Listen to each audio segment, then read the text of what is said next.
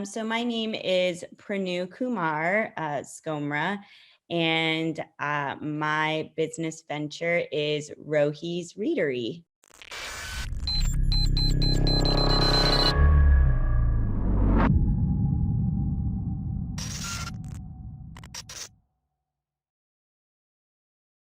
Hey, it's Kellen, and today on Diversified Game, I have Pranoo Kumar, who is going to give us a game on children's books. Now, you guys who have been listening, or those of you who watch, know that as a fellow children's book author, I love to get these stories, and she's going to tell us why she does it, how she got into it. Pranoo, welcome to the show. How are you doing?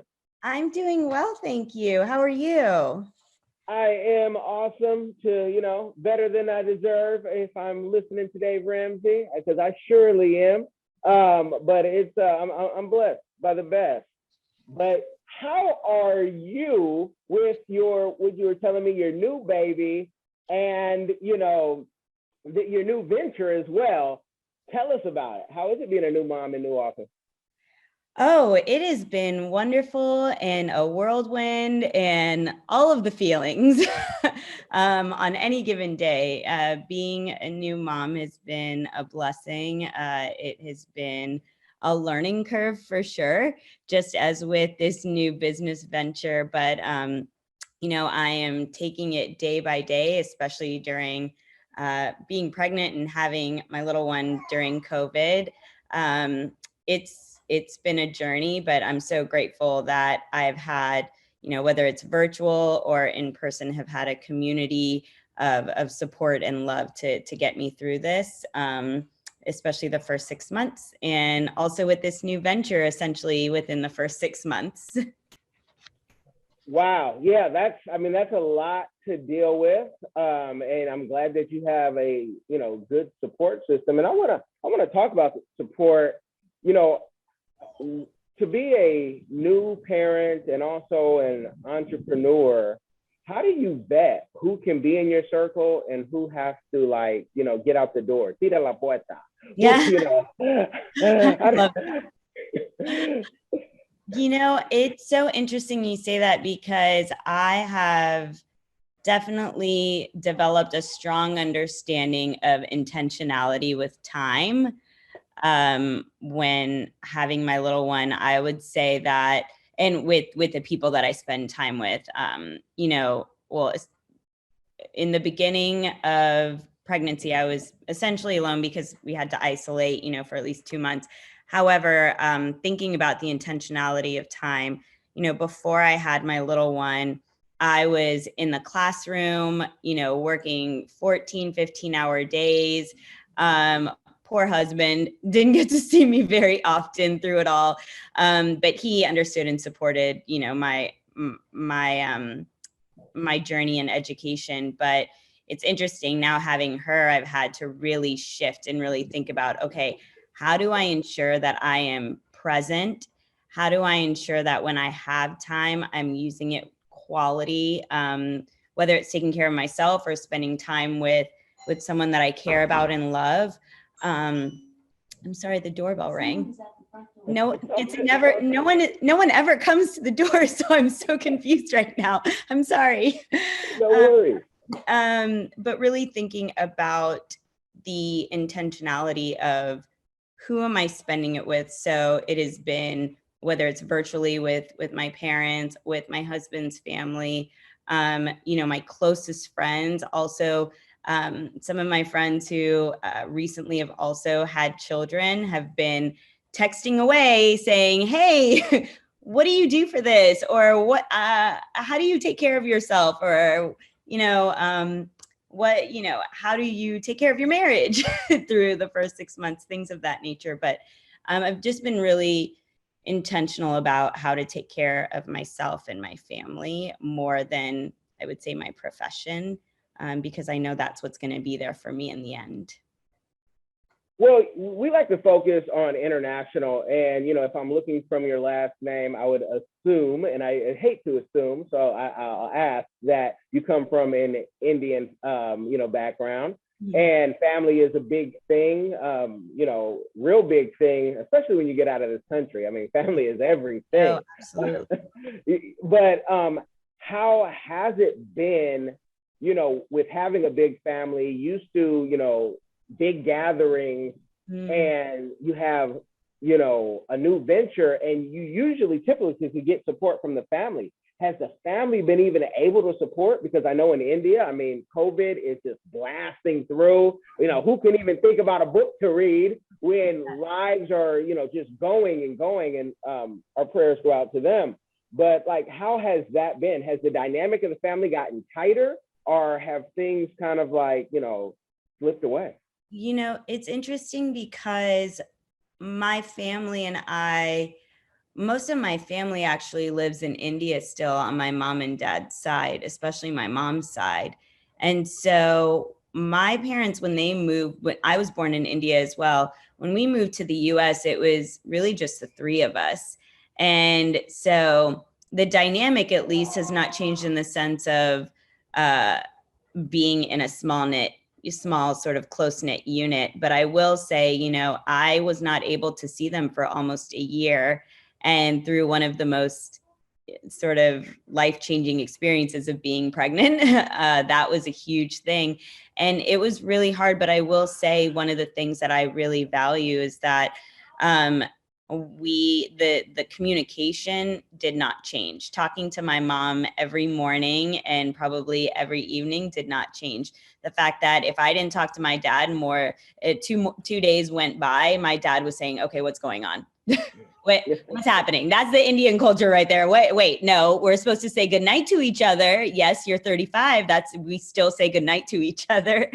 And I deeply appreciate that. But, it's interesting because my family, my parents, I'm so close with. But what has really been sort of that family experience, especially as an immigrant moving here, is the love of the friends that I've developed. And so that's when I go back to that intentionality of time. My friends are truly my family. And interestingly, most of my friends live all over the country.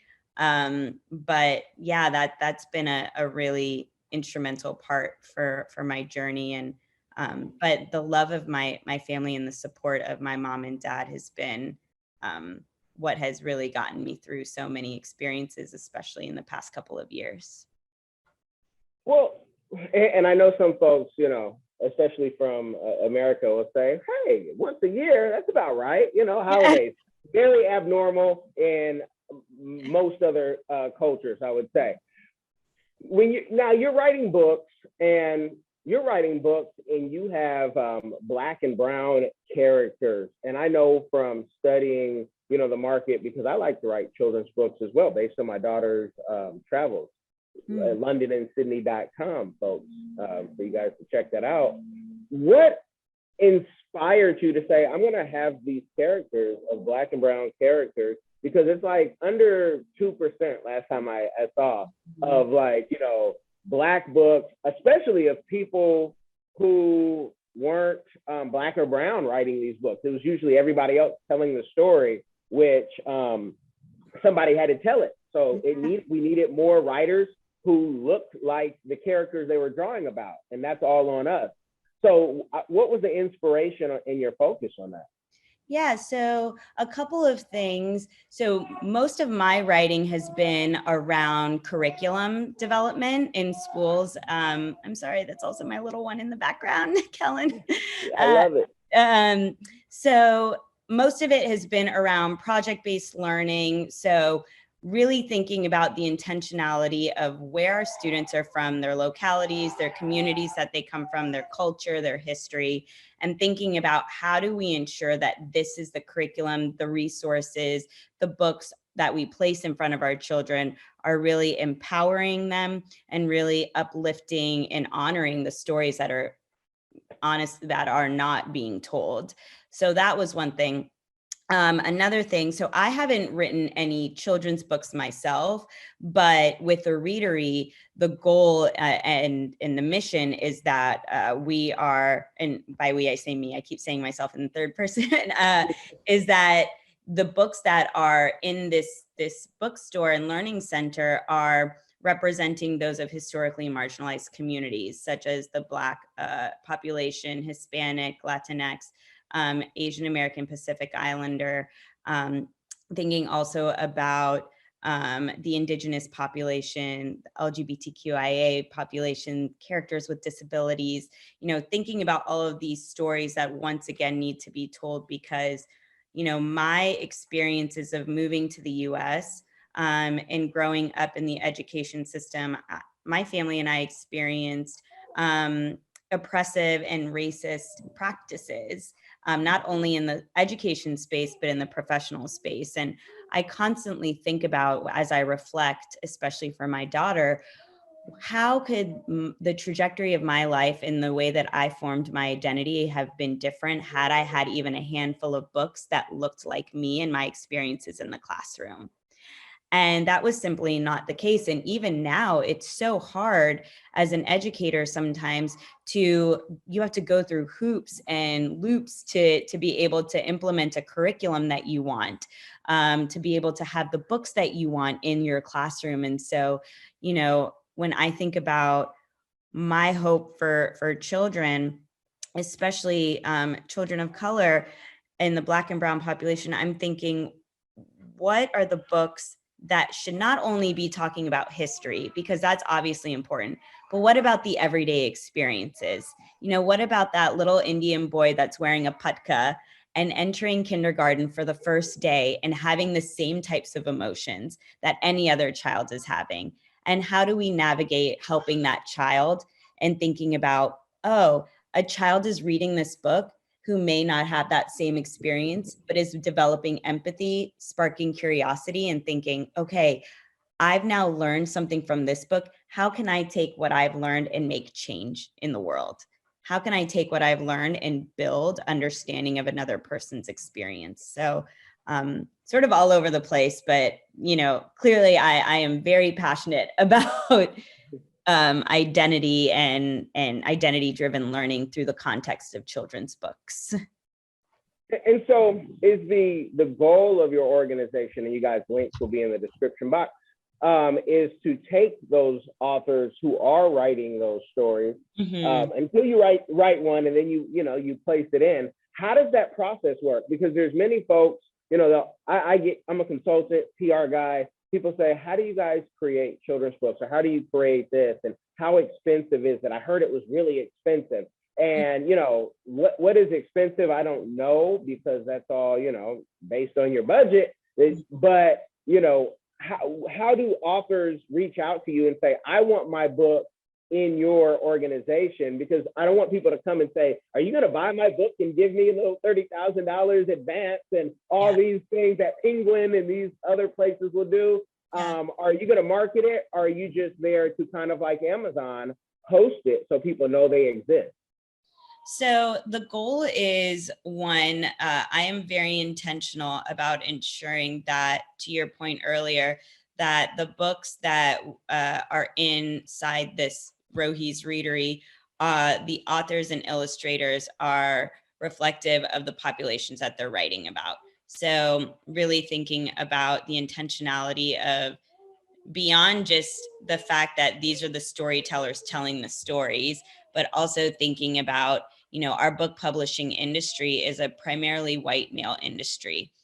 And also, if you look at the number of primary characters, to your point earlier, 76% of primary characters are white characters, animals, objects, and other items.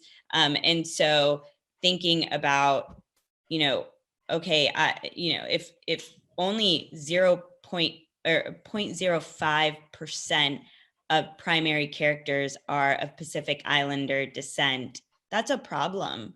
And it's not due to the stories that are trying to be told. It's due to a larger issue of where's the voice and representation of our authors and illustrators that are needing to have their stories be told. So that being said, with the Readery, I am, open to, any author, illustrator, who is interested in sharing their idea of their book, sharing their book, and having a conversation, but knowing with the intent of the bookstore is to uplift the stories of marginalized communities.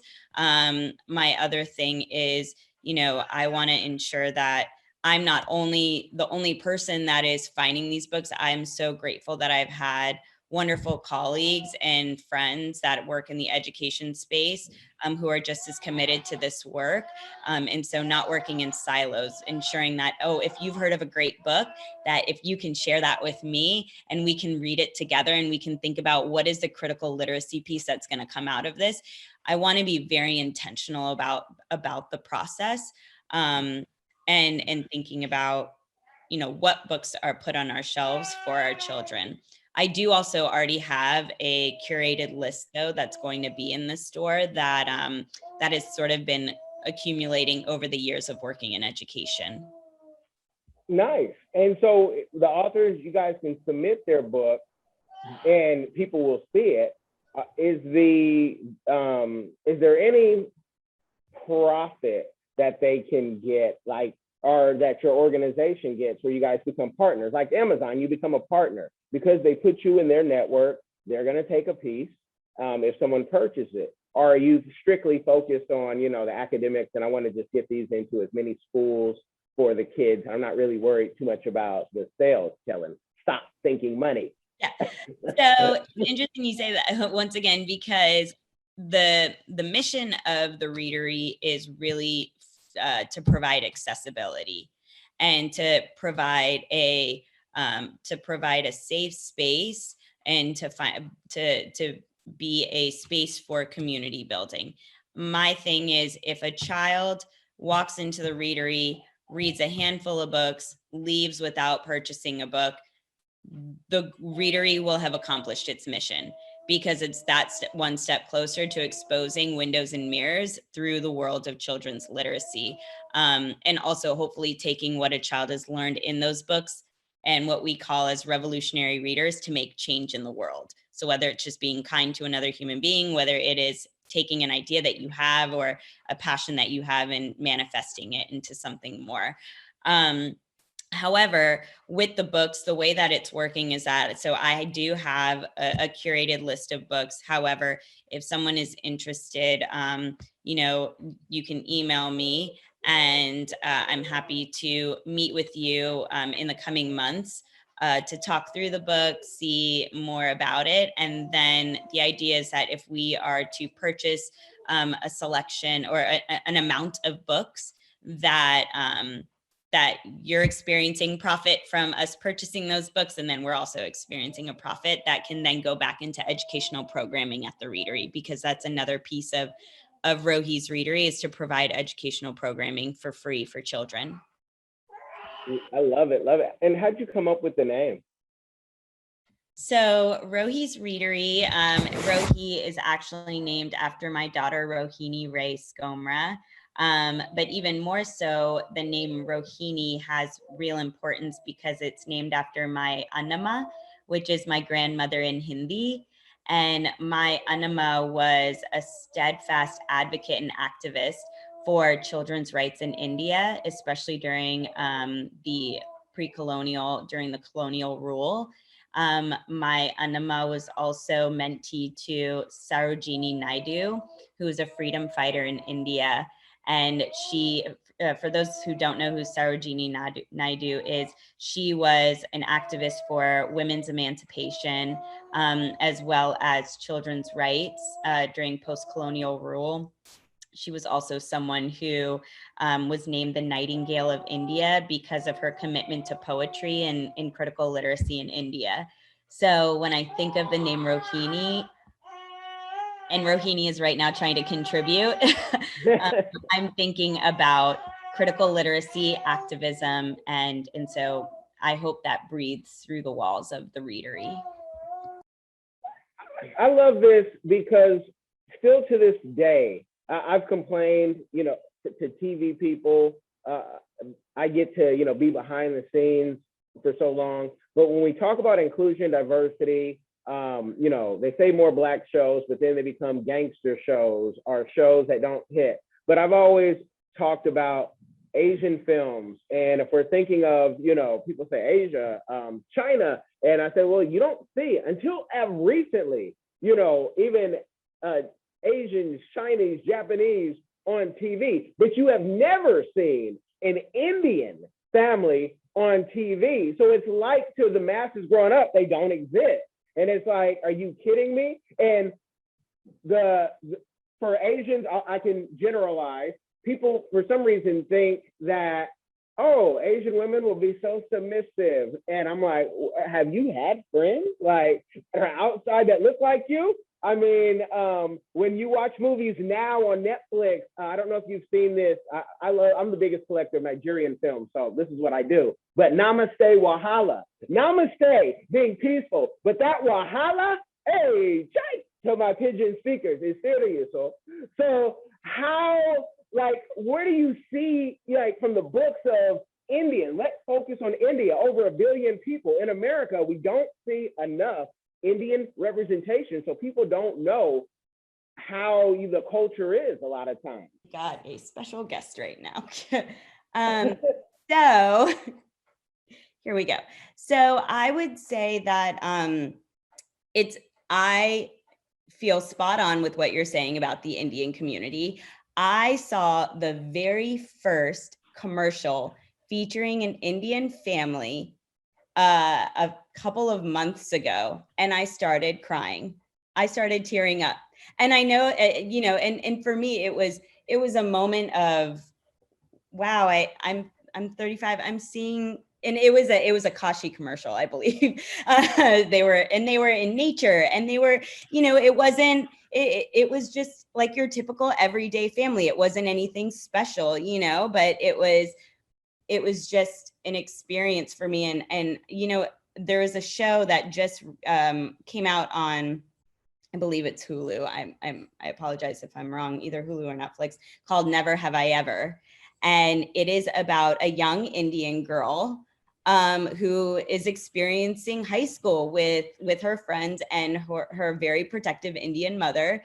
And immediately I was drawn to this show because almost every part of every episode, I kept telling my husband, that's me. That's my mother and I. See, now you know why my mom is that way. Like, you know, and so it was when I saw that and knowing that, and even being able to see like Mindy Kaling, you know, or being able to see just everyday experiences of Indian women is such an exciting thing, but it's sad that it is so exciting because it's never seen. And in all honesty, the Indian experience is not a monolith. And I think that's also another thing, you know, people think that Indians are either doctors or lawyers, or, you know, we come here and you know, that yes, there are those Indians who come and they're here and they have a lot of money and they have wealth, and, you know, but when I think about my experience moving here, my parents started from the very beginning, from the ground up. You know, they went to school in India and had the experience, but had to start all over when they moved to the US. And we did not have that typical, what people would think of as the Indian American experience. I also think about, you know, post 9/11 and the experiences that my family and I faced. And, you know, now I see there is such a collective movement with anti-Asian hate, but this isn't anything new. This has been happening for many, many years in the US, and even before 9/11, around, you know, Islamophobia and anti-brown hate as well. And so I just think about, you know, the idea that yes, we're bringing about the stories that need to be told, but I'm hoping that we'll see more and more of just the everyday experiences of the Indian American community, like Never Have I Ever. And interestingly, I also saw there's a new show that I love called Masaba Masaba on Netflix. And it's about an Indian woman and her mom, and her and it's based on a true story, but it's her as an entrepreneur, as a fashion designer, I have never seen an Indian show that does not have the female being not being submissive, or the male being a doctor. And so seeing her as a fashion designer was like, yes, there are so many more stories about our community that should be told. So I could keep going, but those are some things that I think about. Yeah, and I know there's gonna be, I can hear haters sometimes. They're gonna say, but Chillin', what about Mississippi Masala? Okay, just that you have to go so far back. And you know, I enjoyed the movie, but it almost made it seem like, okay, that's all Indian families do, are own motels or work in motels. And then someone, you know, the submissive part where women, I know you guys deal with, and Indian women especially, when someone's approaching you and all they can think is, well, you guys wrote the Kama Sutra. And it's like, where is your mind? Is that all you know? Or when they meet you, they'll talk about the one food. They'll say they know something about naan, or, you know, masala something. And curry. Curry. That's curry. I love chicken curry. Great, thank you. I'm glad we can contribute that for you. Thank you. Yeah, what are you supposed to say? Yeah. And, you know, and every culture, even, I mean, Mexicans, you know, folks, oh yeah, tacos. And when I was in Puerto Vallarta, we're all really the same. The one thing I would encourage all people, and especially the Asian community, I would say we need their own militias. You know, K-Town has their own mob. When you go to K-Town in LA or New York or wherever, you know, Koreans have their own mob, Chinese have their own mob, but, you know, Indians need like a Black Panther party to say, we're not going to just take it. And we want to unite with others who have fought this fight.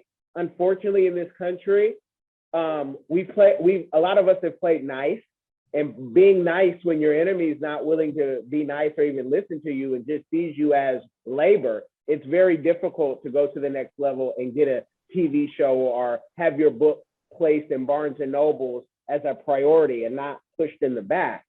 Where do you see this going? Because what you're doing with books, you could easily do with movies and, you know, all types of arts and even clothing, et cetera, et cetera.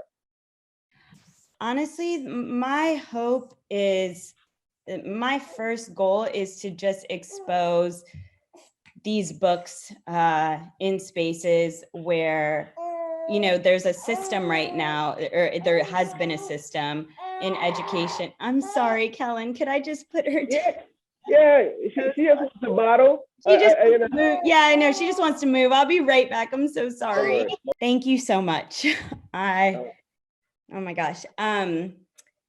So you were asking me about, I'm so sorry. Okay, no, just how can, you know, what you're doing now with books, it can be done the same thing with movies, clothing. I mean, just highlighting things, but I'm sticking in the arts right now because, you know, folks need to see all children so they can understand, okay, this is not like a alien that came from outer space. This is a person. They do the same things we do.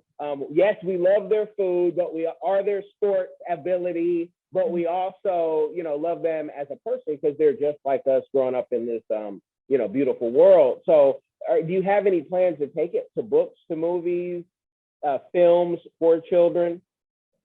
So my start is, so it's interesting because my start was around teaching, you know, 10 years ago. Then it moved into curriculum writing, and now it's moved, you know, into children's books. And so I haven't thought about beyond children's books.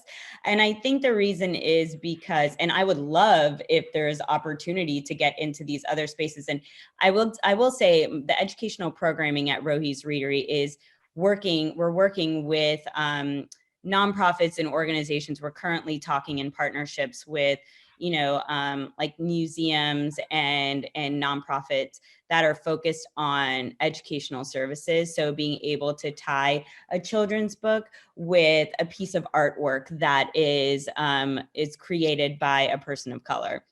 or being able to have a yoga instructor who is a person of color that is tying with a mindful moves book that is written by a person of color. So finding ways in which we're uplifting each other's practices, but knowing that my area of knowledge and sort of also area of learning is consistently within children's literacy. I want to have an opportunity to collaborate with those who are, quote unquote, experts in their field, or those that have a gift in their field, whether it's mindfulness, whether it's the arts, whether it's music, whether it's dance. And so that's part of the Readery's mission. So I can say yes, in that thread, there is that celebration and intentionality of making sure we're uplifting each other's spaces. But I also know that I am still in constant learning mode when it comes to the world of critical literacy with children's books. And so I want to make sure that I am doing my part to learn as much as I can and collaborate to the best of my abilities with those who are, have a gift in their space as well. But I love that. I agree completely. I think that there is synergy within all of these different fields. And so with that, and your whole model is what my next question will tackle. But what is your community give back that you are doing, or to make it maybe easier in the future, what you plan on doing? Because the best is yet to come, and this is brand new. Yeah.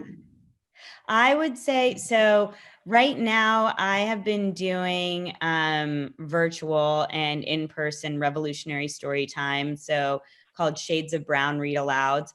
So I have been doing virtual read alouds through YouTube, as well as Instagram, of books that are celebrating authors and illustrators of the global majority, people of color.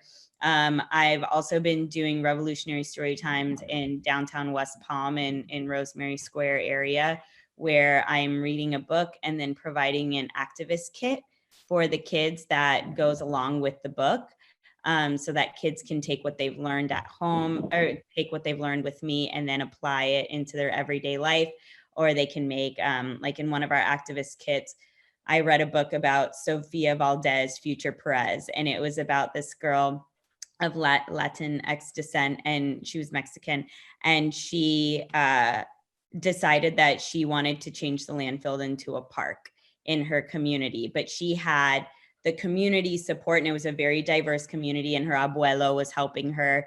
And it was all about, even though she was 7 years old, that she could make change in the world by leveraging the support of her community. And then inside the activist kit, it just talked about, like, what is something you're passionate about? And then the kids got to make an activist sign that they could either carry around, or that they could, put in their home or their school, wherever they might be. And so thinking about how to be really intentional about what kids learn outside. Additional programming that will be at the Readery is, once again, those story times, collaborations with not-for-profits in the area, whether it is hosting an event at the Readery, whether it is doing an art exhibition. We just had a really great conversation with the Norton Museum and around their educational programming. So thinking about ways to maybe build that. I also will be having a campus resource hub inside the Readery, so that families have accessibility to what's happening in their community, whether it is a brochure about an event happening soon, or whether it's a really great article that I loved, or it's an adult text that really complements critical literacy well for children, so that you can take that book home and also read it. There's all different types of programming. And then also my goal, once again, is to really celebrate, uplift, and embrace the community as it has for me. And so any of the gifts of mindful wellness, once again, the arts, being able to bring that programming into the Readery to provide accessibility and knowledge of what's happening in our community for our kids. Well, you guys listening, or those who watch, have gotten the game And if you want to support, go check out the links in the description box and support before Pranoo gets her Nobel Peace Prize. So you can say, I supported her. When you're watching on, you know, whatever we're watching in the future, it'd be holograms. Oh my God. That's to come. And say, you know, I supported her and the mission and really get involved. So I thank you for giving the game. Oh, thank you. And thank you, Kellen, for sharing the stories and for just bringing our voices to light and having a safe space to be able to have these conversations. As someone who just moved here about 1.5 years ago, having this opportunity where you're building community and really honoring the voices of our community is greatly appreciated. And I take this positive energy into my day and knowing that that there are people like you who are doing such great things in the world as well. Oh, well, thank you. Thank you. Yeah. Just doing the work. You guys like, share, subscribe. We're going to take this off air.